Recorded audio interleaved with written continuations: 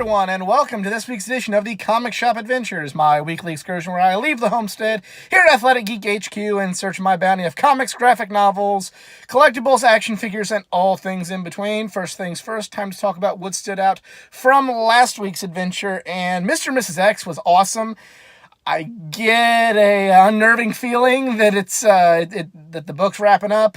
I thought it was at 6, but it's getting to go to issue 12. I hope it's not wrapping up because I've really enjoyed what Kelly Thompson's been able to do with both characters, but it seems like everything's kind of tying up. I really hope that the book doesn't end with like some kind of divorce or we shouldn't be married, something, if that is the case.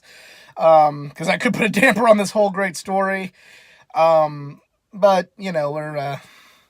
now's not the time to have pessimism and fears of things going wrong. It was a tremendous book. It harkened back to the Gambit solo book from 2012 to, I want to say around 2013, 2014 by James Asmus.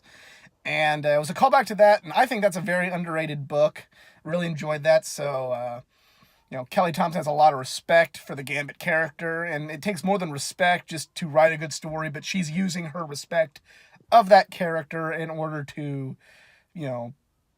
continue telling a great story with it. And to be honest, it's just been a great story.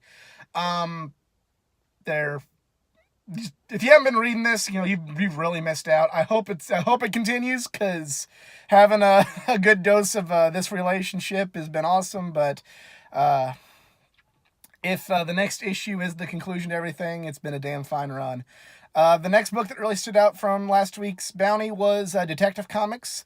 I really enjoyed that book. The revelation of who the Arkham Knight was, like a little bit deeper, like more into her origin story, was really, really good, and I've really, really enjoyed it. Peter Tomasi, you are the man. I just want to make sure that's known. You are the man. No offense to Becky Lynch. It's for a different video.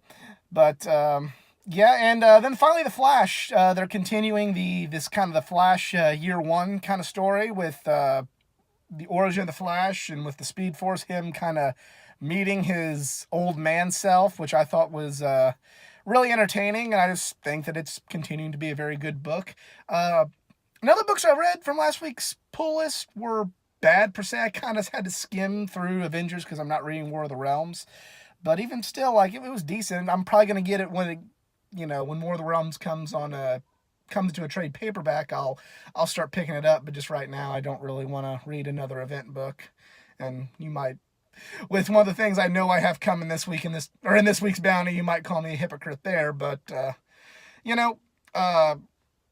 really great pull list. But those were the three that really stood out. Three regular favorites, but they're three good books. So yep, that's pretty much it. I will see you guys when I get back here at the homestead with this week's bounty. Hey everyone, I am back here at the homestead, here at Athletic Geek HQ. Got an interesting bounty this week, some which I knew was coming, and then some of it that I wasn't aware I'd be picking up this week. So let's get right to it. The first things first is Daredevil number 6. It's the beginning of a new story arc, because it says it is No Devils Only God. Very interested to see where Zdarsky wants to go with the new story arc. I really enjoyed what he did on the previous story arc, and I'm, can't really get too deep of an analysis without spoiling too much, but just Chip Zdarsky has laid the groundwork for a very, very historic, monumental run with this character, up there with that of, in my opinion, and I'm not trying to overrate it, but this is just my opinion. When he's done, he could be up there with your Mark Waid's, your Brian Michael Bendis, your Frank Miller, with just how good he can write this character. And he's laid a good foundation, and now it's time to continue to build and continue to grow, and I'm thinking that he's very capable of this, and I'm very, very much looking forward to continuing to read this book. So, Daredevil, number 6. From there, we go to Thor, number 13, and this is going to be a book I skimmed through, much like Avengers. And it's not a book. I love Jason Aaron. I've liked the Thor book so far, but just, I I'm not reading War of the Realms, so I'm not going to really completely understand what's going on there. You heard me before I went off on the adventure today talk about War of the Realms and how I'll probably pick it up later because I've heard some good things about the book, but just right now, not not something I'm ready to pick up, not something that I can really sit down and appreciate, I feel. And, you know, unfortunately, the tie-in books, as good as they might be, and for the people that are reading War of the Realms, they may be phenomenal companion pieces, but for me, they're just something I skim, so I kind of know what's going on as we, as the story goes forward, once it's over. But nonetheless, Thor, number 13. And speaking of event books, we have the one that's out of sight, out of mind, but it's beginning to finish up. It is Doomsday Clock number 10. I know, this thing has been on my pull list forever, and I forget about it, and I have to go read synopsises. I don't know if that's the word, or whatever. Let me know what the correct pronunciation of the plural form of synopsis is in the comments section below if you know. But I have to go back and read what happened previously because it's always delayed. And it's not Jeff Johns delaying it. It's, you know, the artwork that's being delayed. This should have been the greatest thing I've ever read before, but because it's just been so slow and it's like I forget about it at the time, I can't fully appreciate as it's happening. I can't appreciate this like I am so many other books and have so many other books. And like I'm sure other people have appreciated, you know, great event books like The Watchmen or Crisis on Infinite Earths, or anything like that, you know, because it's not coming out monthly. And I get shit happens in the comic book industry. I'm not trying to cast blame on anybody, but this is, you know, I hope that they understand my point of view on this as it, you know, along with the understanding that I'm giving them. I hope we can kind of have a mutual, you know, just, well, yeah, you know, not mad at you, but here's why I don't think that your book is as good as it could have been. Maybe whenever they all come out, if I read all 12 of them in a row or read a trade paperback, maybe I'll appreciate it more. You know, but until then, this is just a book. It's not like another event book that I'll be talking about later, but it's a book that just kind of, it's there because I forget about it half the time. But nonetheless, Doomsday Clock, number 10 of 12, and speaking of a book that I don't like, but I'm only collecting because I've got the first few and I'm a completionist, Heroes in Crisis number 9. It is ending. I haven't really dug it so far. I have a love-hate relationship with Tom King, as it's been noted on several other adventures. He's had bad work, he's had good work. This is not something I've really enjoyed. It's hard for me to follow. I don't like how the direction he's gone with certain characters. I will read this and hope that maybe there was some kind of change to where I'm not angry about it. But nonetheless, I'm ready for this to end. I'm not going to talk about it much longer. I'm ready to be over this. I'm ready to save $3.99 a month. Heroes in Crisis number 9. Less said the better. And we go on to Batman Last Night on Earth, Book 1, the legendary duo of Scott Snyder and Greg Capullo. And yes, I'm calling them legendary, even though they only started doing these books together 8 years ago.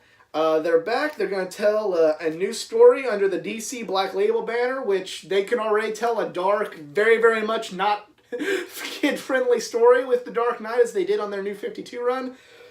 Now with this DC Black Label on there, the proverbial gloves are off, and we might have a balls-to-the-wall Batman story written by the best Batman writer of the last 15 years, and also with the best Batman artist of probably the last 10-15 years, Greg Capullo. I'm really looking forward to this. They had the little previews in the back of several other DC books I've read. I've loved them. Love the little taste that they gave us, and hopefully the rest of this book can follow up on it. We'll see. Batman Last Night on Earth, Book 1.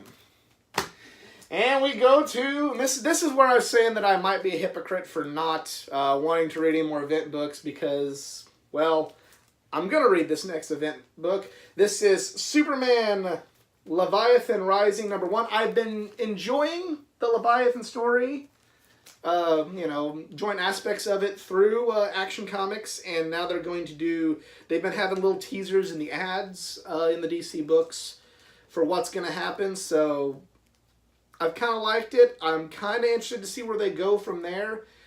Event books are always a crapshoot. They could, it could be something epically awesome that changes everything for the better, and it could be something terrible. I mean, I guess that's just how everything is, but, I always have a certain amount of trepidation going into an event book, which is why I'm kind of choosy about which ones I have bought in the past.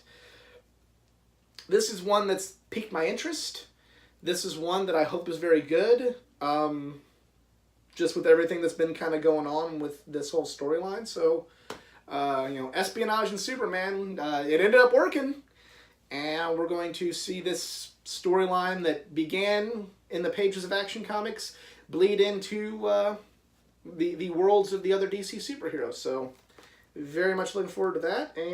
But I approach it with cautious optimism. But Superman Leviathan Rising, #1. And finally, the last book as part of this week's bounty is Batman Detective Comics Annual #2, written by, you guessed it, Peter Tomasi. They're bringing up the Black Case book, and for those that don't know what the Black Case book is, back in the 50s, 60s, back when Batman was still in the campy type era, it was... they had like a lot of really, really weird and goofy, strange stories. There's some, they're, in retrospect, they're hilarious. It was the King of the Camp era. It was in the Adam West times, and nothing wrong with them. You can look back on them with a certain degree of nostalgia. But Grant Morrison, when he took over writing Batman back around 2007, 2008, I want to say, I might be mistaken. Some of these crazy stories that we thought were just kind of like thrown out of canon were explained with like the Black Case book, which was just this, case book of these bizarre cases that Batman had, and, it was able to keep those weird stories in continuity or make them part of continuity, but then tell it in such a way that it didn't really... put down the dark character that had evolved from there. And it actually puts a dark spin on some of those stories that, when you look back with everything we know about Batman now and laugh at, it kind of makes it a little unsettling when you look at, go back and reread them through the lens that Morrison put on there. Well, this is going to be, from what I'm gathering, Tomasi's take on more things from the Black Case book, and... we'll see if something that maybe at one time I looked at and went, oh, that's hilarious, it was such a silly time then, maybe feels a little bit more disturbing. Usually I'm not a big fan of annuals, as you've seen here on The Adventure, but I'm looking forward to reading this. You can say because I'm a fanboy of Peter Tomasi's work and Grant Morrison's work, by extension with what they're using in this story, but should be a fun little read to go along with the rest of this week's bounty. And that is it for me this week. Let me know what you picked up at your local comic shop in the comments section below. If you enjoyed this video and like to see others like it, please like, share, and subscribe. I got content not just from the world of comic books, from the world of pro wrestling, gaming, and all things geek culture. For more content, go like the Facebook page at facebook.com/athleticgeek89, and be on the lookout every Thursday for my Collection Comic of the Week blog that is exclusive to my Facebook page. Go follow me on Twitter at athletic_geek89, and go follow me on Instagram at athleticgeek89. But other than that, I'm out. Y'all be cool. Later.